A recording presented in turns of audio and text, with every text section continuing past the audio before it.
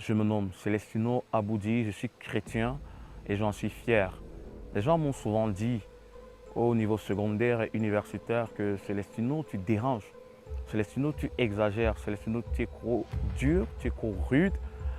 Je m'en vais tout simplement vous inviter à bien vouloir écouter ce témoignage. Vous comprendrez mieux les raisons pour lesquelles je suis si rigide.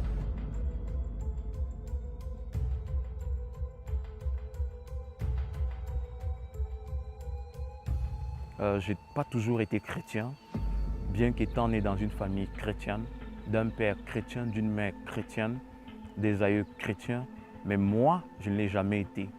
Beaucoup de personnes naissent dans des familles chrétiennes et pensent que on est chrétien. Je suis désolé de le dire, mais on devient chrétien. Et il y a un pas à franchir. Il y a quelque chose à faire pour devenir chrétien. Moi, je ne l'avais pas fait. Je ne l'avais jamais fait. Et je pensais même ne jamais avoir à le faire parce que le Seigneur ne représentait rien pour moi. Il n'a jamais existé dans ma vie. Et rien ne m'attirait à lui en fait. J'estimais que pour être chrétien, pour accepter Christ dans sa vie, il fallait être le pire des criminels. Il fallait être le pire des parjures. Mais lorsque je regardais ma jeunesse, mon enfance, je n'avais rien fait de grave, d'exécrable pour devenir chrétien. Donc, il fallait que je puisse davantage faire accroître mon CV pour en fait avoir une certaine raison de mettre en avant ma chrétienté. Alors, ma vie, elle bascule en 2008-2009. C'est où se déroulent en fait des épisodes de ma vie qui ont fait en sorte que je devienne chrétien. Alors, 2008, je suis un jeune lycéen. Je suis au lycée technique d'Ekounou. Je fais la classe de A4EE, donc l'année scolaire 2008-2009. Je suis encore au lycée technique d'Ekounou. Et c'est où beaucoup de choses vont se dérouler en fait. Je suis passionné de sport et bien avant de rencontrer le Seigneur Jésus-Christ, j'étais passionné de football. Et c'est normal, lorsqu'on est dans un pays comme le Cameroun, où le football est le sport phare, on ne peut qu'aspirer à porter très haut les couleurs nationales. Donc j'y ai songé un moment de ma vie et même si je n'allais jamais avoir la possibilité de porter les couleurs nationales, j'y ai songé à arborer la tunique d'une écurie footballistique européenne. Mais dans cette pensée-là, comme la Bible le dit, l'homme, il appartient à l'homme de penser, mais seuls les projets de l'Éternel se réalisent. Et moi, j'ai également eu à penser, j'ai eu à songer, mais sauf que les desseins du Seigneur avaient déjà été planifiés. Le dé avait été jeté, le sort avait été ouvert et il ne fallait plus que moi pour l'accomplir dans son intégralité.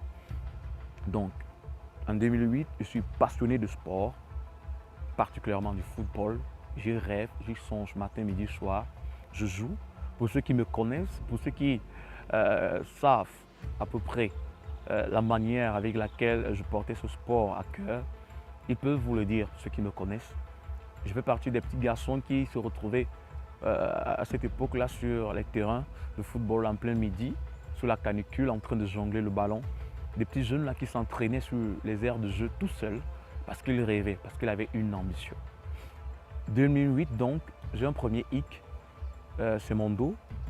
J'ai un accident en jouant au football. Ça avait toujours été récurrent en fait. Je pouvais jouer au football 2, 3, 4 fois. La cinquième fois, j'avais un bobo. C'était toujours ainsi en fait.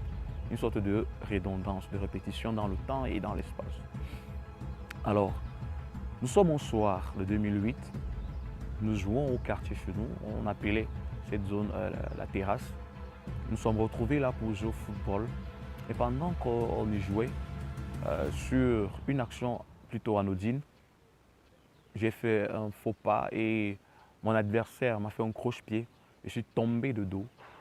Et en tombant sur le sol, j'ai plutôt atterri, j'ai été amorti par une surface bossue dans mon dos.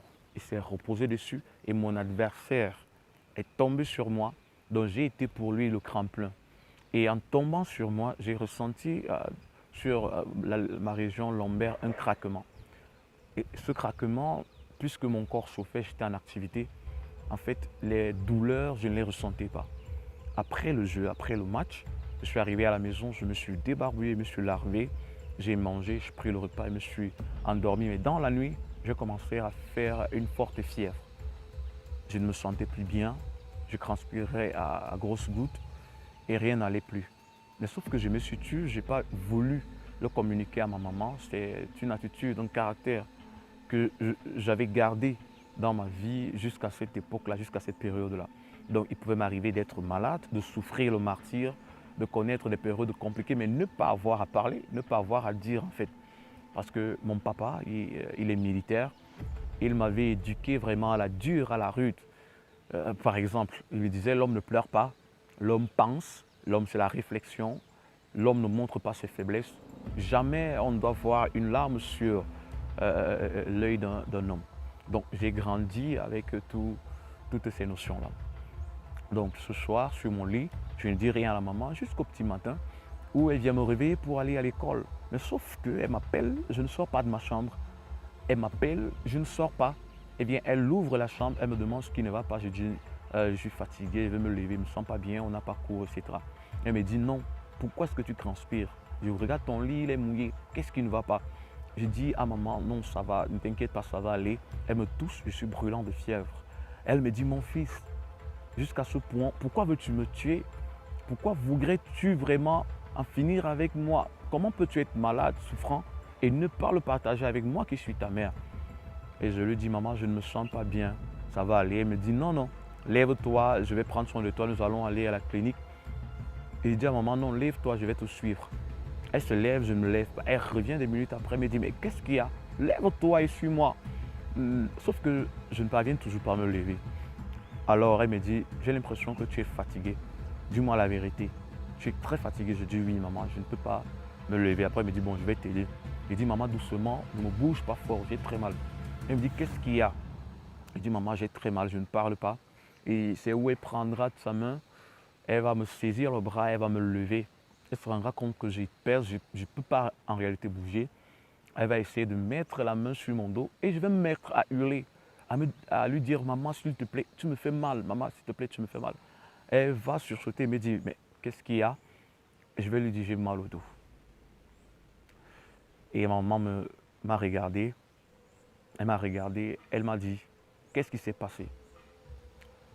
Je lui ai rappelé la scène. Elle m'a dit, tourne-toi, je vais voir. Je lui ai dit, je peux me tourner sans ton aide. Elle m'a renversé et lorsqu'elle a fait ce geste-là, mon dos, il avait gonflé, il était enflé, totalement tuméfié. Elle m'a dit, mon fils, comment peux-tu garder une telle douleur et ne pas partager avec moi? Mon papa, il n'était pas là, il était en mission. Et elle a fait appel à lui. Elle lui a dit, ton fils, il a fait ci, il a fait ça. Et qu'est-ce que tu voudrais que je fasse? Que puis-je faire en fait? Parce qu'elle avait une idée derrière la tête. Elle voulait m'amener à l'hôpital pour me faire suivre, etc. Et mon papa lui a dit, attends, je vais appeler ma soeur et je vais lui annoncer la triste nouvelle. Et tu vas faire selon ce qu'elle te donnera comme recommandation en fait. Alors, ma maman a appelé sa belle-sœur, la grande sœur de mon papa.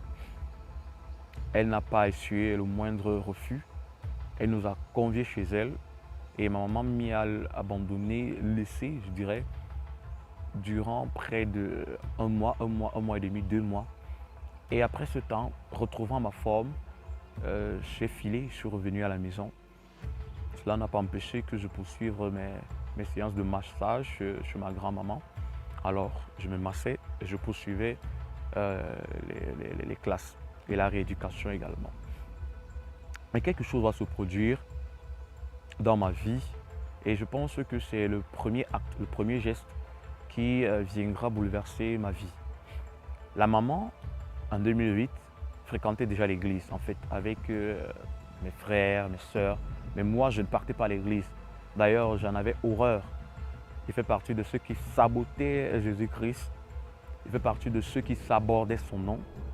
Il fait partie de ceux qui pestiféraient ce grand et précieux nom du Seigneur Jésus-Christ. La maman, en fréquentant les assemblées, je ne sais pas, elle a dû avoir une révélation du Seigneur qui lui avait demandé d'apporter une Bible pour que je jure dessus. La maman, elle est venue avec cette Bible. Elle m'a demandé d'imposer ma main dessus et de jurer que je renonce au football et que désormais je me consacre à mes études et je suis le Seigneur.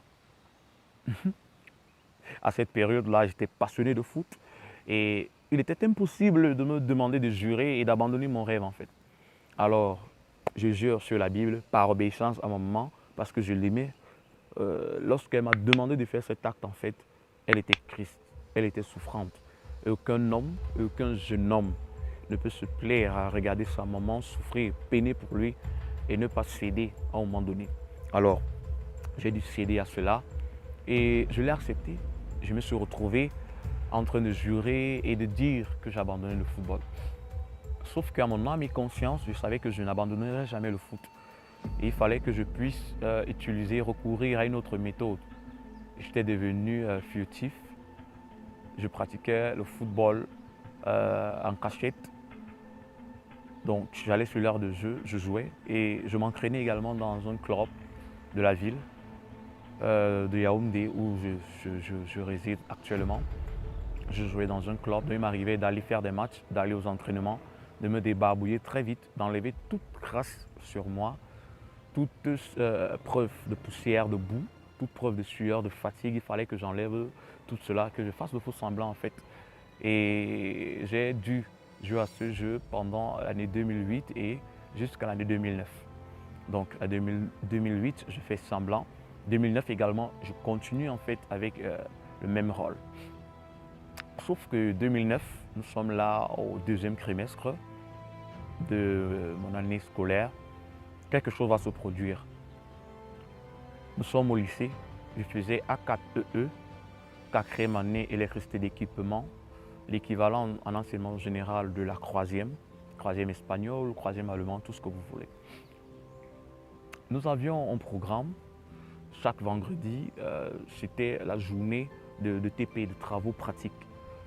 Et le mercredi, donc 2 jours avant que ma vie ne change, avant que le Seigneur ne fasse une éruption fracassante dans ma vie, nous avions eu en salle une remise de notes. Et c'était une matière professionnelle. À côté de moi, il y avait assis mon camarade de banc, Niobe Albert, qui est pour moi un ami, pour qui j'ai jusqu'à aujourd'hui un très grand respect. Alors, Niobe Albert, il était assis à côté de moi et le professeur nous avait remis nos notes.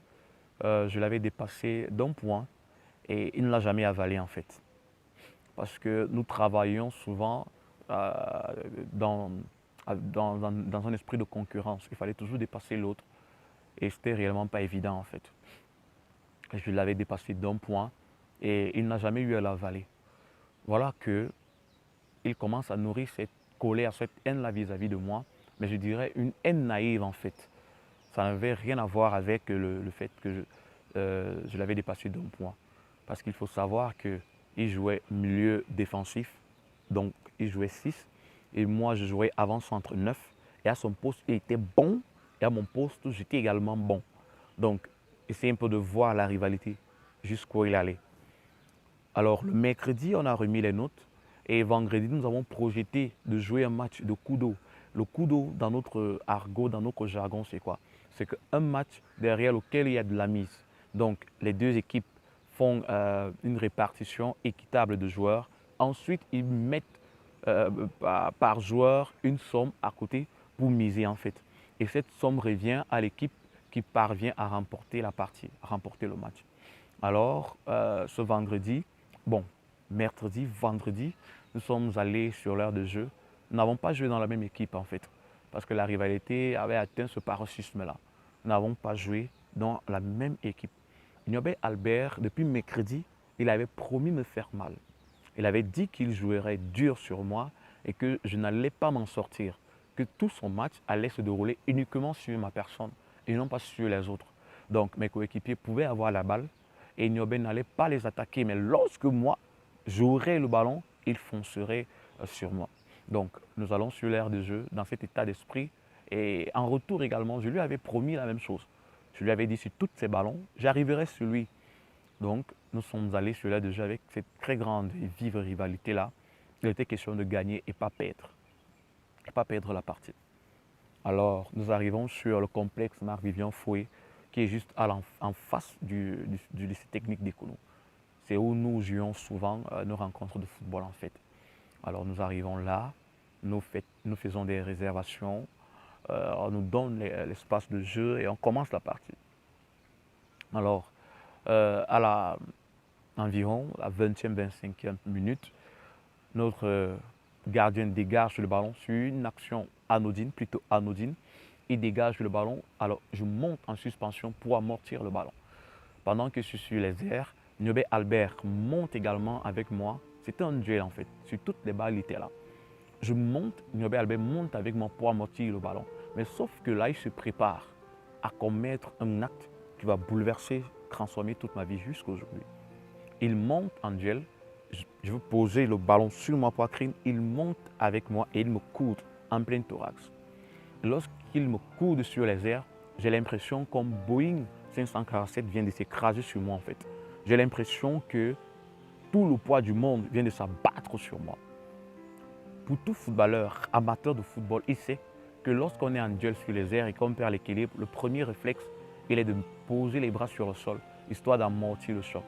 Mais sauf que le choc, il était tellement violent au point où, sur les airs où j'étais, j'ai perdu connaissance en fait. Tout à coup, je suis entré dans les vapes. Je ne contrôlais plus rien. Je suis tombé à même le sol sans savoir où mettre les mains, sans amortir ma chute, rien du tout. Et j'ai atterri de dos avec la nuque. Je suis resté scotché sur le sol. J'étais là cloisonné en fait. J'ai voulu me relever, mais je n'ai pas pu. Tout me semblait difficile, tout me semblait pénible. Respirer a été pour moi un calvaire. C'était douloureux, difficile pour moi. J'avais de la peine, mon cœur il battait. Et au bout d'un certain temps, les voix de mes camarades commençaient à s'estomper. J'ai commencé à avoir de la peine à entendre. J'ai eu l'impression qu'on bouchait mes oreilles. J'ai commencé à avoir de la peine à voir, en fait. Tout s'assombrissait autour de moi. Et en moi-même, j'ai l'impression que j'étais en train de m'éteindre. Et l'un de mes camarades, il vit encore à Mugumbala. Il court vers moi. Il prend la main, il met dans ma bouche, le petit truc qu'on fait souvent pour éviter que le joueur, à même le sol, avale la langue en fait. Alors il vient, il fait ce geste-là sur moi. Mais sauf que je suis là, je suis plus là en fait. Je suis en train de partir. Ma main est levée, la main est retombée d'elle-même. Idem pour toutes les parties de mon corps en fait. Je ne maîtrisais plus rien du tout. Et au bout d'un certain temps, j'ai eu cette impression-là, comme s'il y avait un individu tapis dans l'ombre qui s'amusait à jouer avec ma bouteille à oxygène. Donc, il pouvait l'ouvrir et la refermer, l'ouvrir et la refermer, l'ouvrir et la refermer. Donc, j'avais des interruptions discontinues de mon oxygène. J'avais de la peine à respirer. Alors que nous étions un espace totalement vert, mais moi, je manquais d'air. Bonjour à vous et merci d'avoir regardé entièrement ce témoignage. S'il vous a édifié, je vous invite à aller regarder la seconde partie sur ma chaîne Célestino le Chrétien. Sans toutefois manquer de vous inviter à le partager tout autour de vous afin qu'il puisse également édifier les membres de vos familles, les membres de vos communautés et enfin qu'il puisse gagner des âmes. Que le Seigneur veille sur vous